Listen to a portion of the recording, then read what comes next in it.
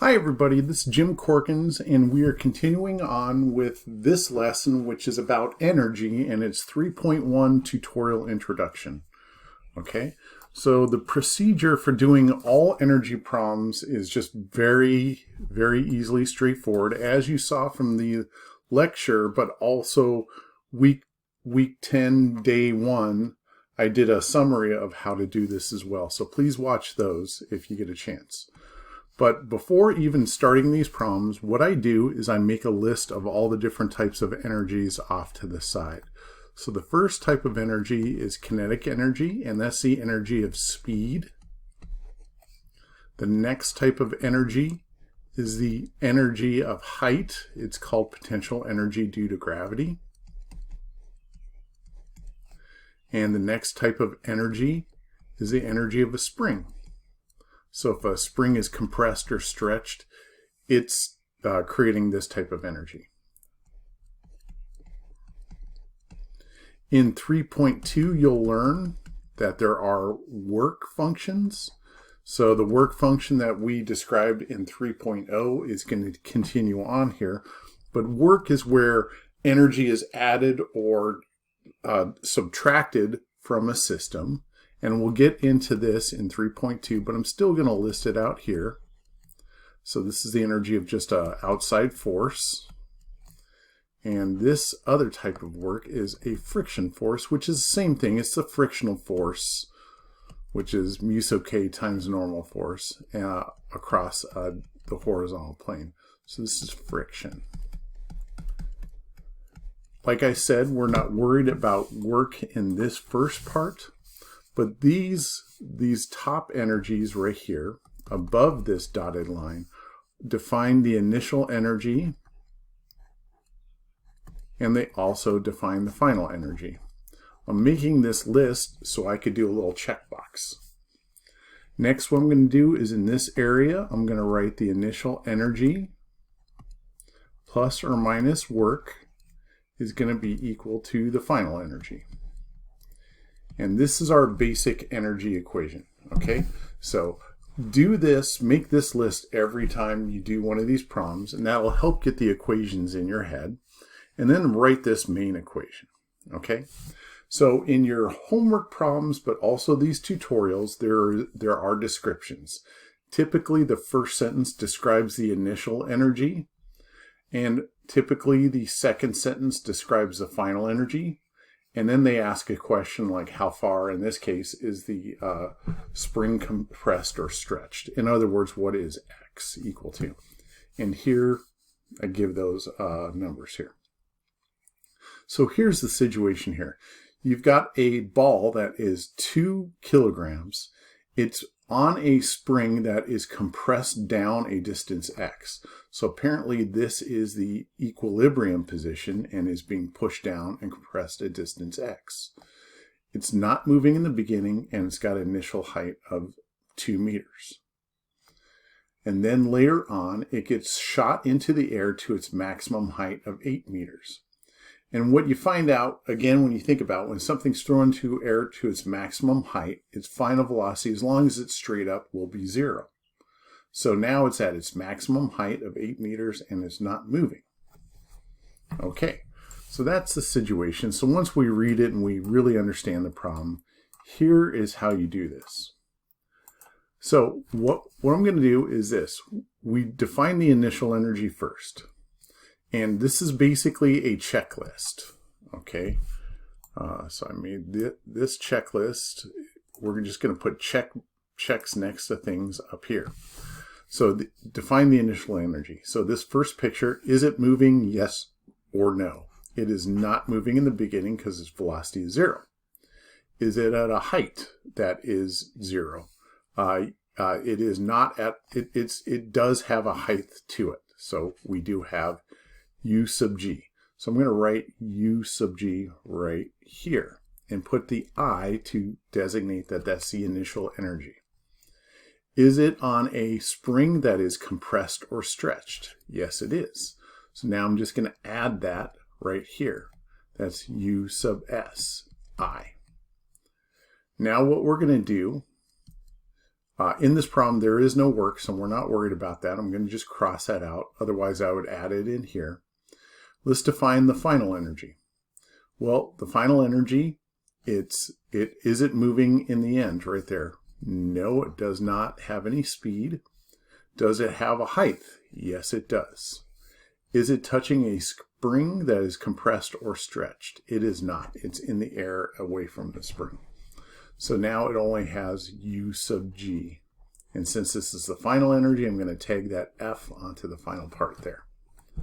Okay, what the bar charts are for, so all of these types of energies are positive energies. So that means they're going to be above this line. You're supposed to assign like little chunks of energy. Okay, and since the work is 0, we're not really worried about this part. The initial energy, whatever number of blocks you apply to here, should be equal to the number of blocks over here. So U sub G, that's going to be a positive height. So I'm just going to say that's it's 1 block of energy. And I'm just throwing out a number. You could choose between 1 and 4.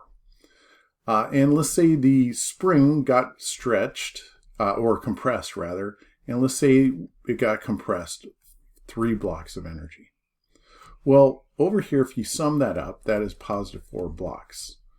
And since the work is 0, we're gonna add on, 0. So positive 4 plus 0. Well, that's got to be equal to 4 over here. 4 is equal to 4. And all of that got put into, so all 4 of those blocks got put into putting it to that maximum height of 8 meters. All right, and so this is supposed to reflect this. So once I've defined my initial equation, I go ahead and I assign those blocks to it. All right, now here's where we get into some numbers. So everywhere you see a U sub G, you're supposed to put MGH. So this is MGH, and the little I gets tagged on to the last variable H. Well, I see another U sub G over here. That's going to be MGH. And it's F, so that F goes on to that final height, because that height is different from that height. That's 2 meters, so that would be 2 kilograms times 9.8 times 2 meters. And this is 2 kilograms times 9.8 times 8 meters. So that spring is going to be 1/2 kx squared. Now, in my week 10 day 1 video, I manipulated the equation with variables. But with this one, I think what we should do is assign numbers to this. If this is 2 kilograms times 9.8 meters per second squared, that's the initial energy, times a height of 2 meters. That's this part right here.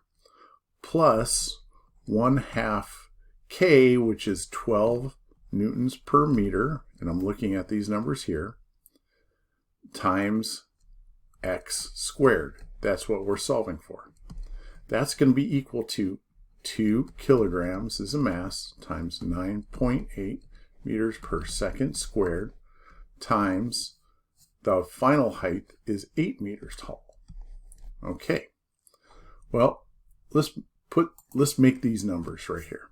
So 2 times 9.8 times 2 equals, that's 39.2 joules.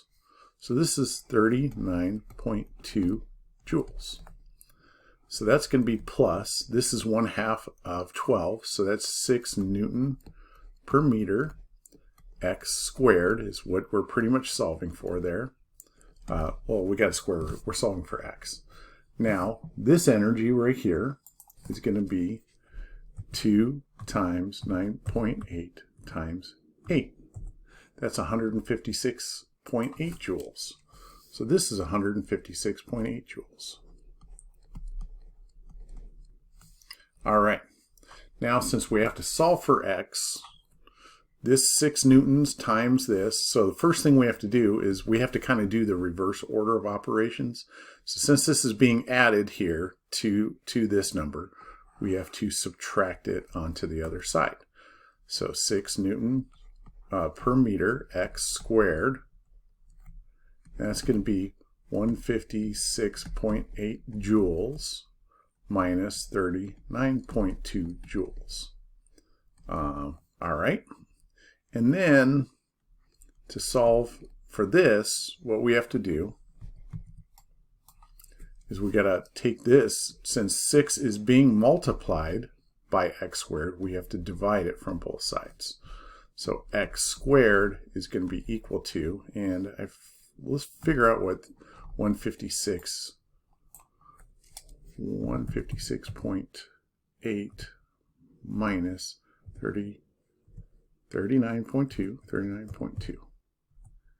That's 117.6. So this part is just 117.6 joules.